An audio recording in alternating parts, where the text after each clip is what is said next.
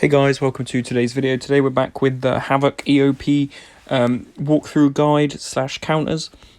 You guys would have seen this one in yesterday's video with the Hercules and the past sort of right side.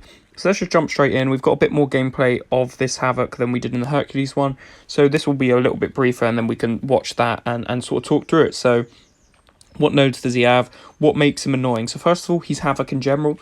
So you either want to bring in an armor up champ. That's how you would usually fight him. However, the nice thing on here is the enhanced parry. Every successful parry gives you an armor up buff.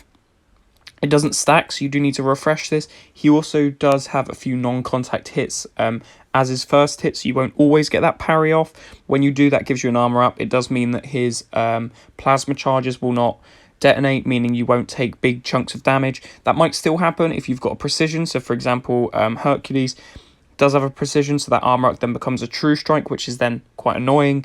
But the armor up is handy in allowing you to bring other champions in who don't have an armor up, like a Hercules, like a Kitty Pryde, and being able to use those. You've also got crumbling armor, so if you haven't landed a hit, you receive an armor break.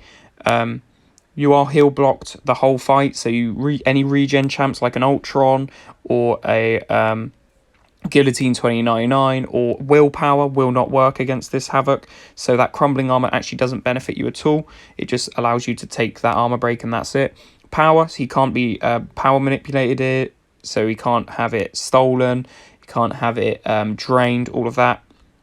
And cleaning contact, so if you block an attack or if he blocks an attack, he purifies one debuff off you. So hitting into those blocks can get rid of those, or hitting into his blocks can get rid of your crumbling armors, which is quite key.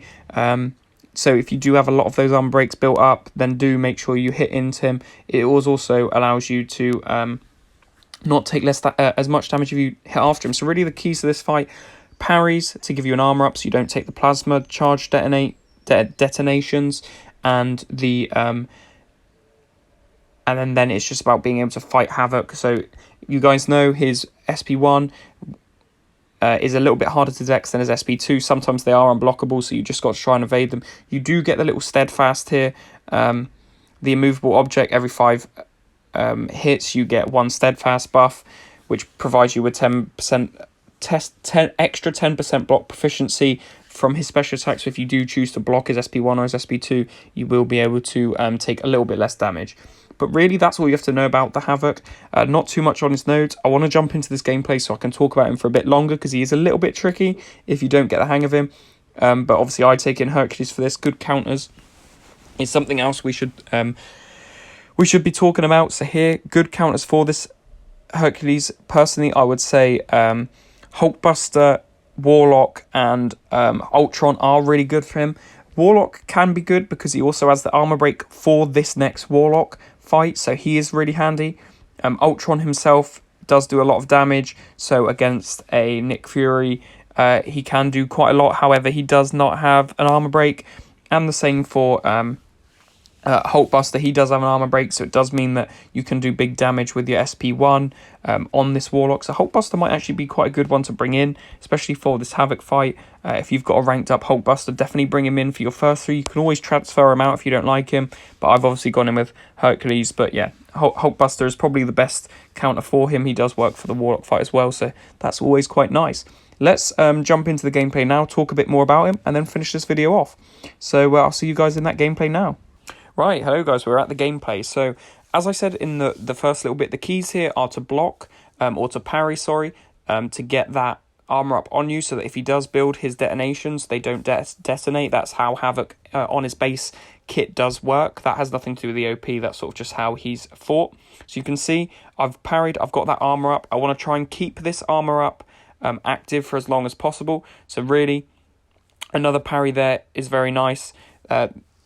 The armor does go away, so you can see that how much damage I did take from that armor disappearing. So you really have to just be careful that armor isn't, it isn't going away, and that you're keeping it up, because otherwise, see, because of the armor break as well, he will do That's how he gets rid of that armor up. So it does make it a little bit more complex than you would initially think. You'd think, okay, I just need to parry and take him out.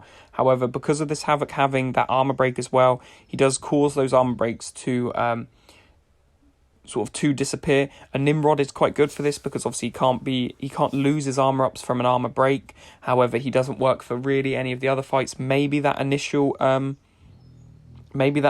Hercules fight, but really this Havoc is sort of the next best option. So you can see I'm going in with Herc.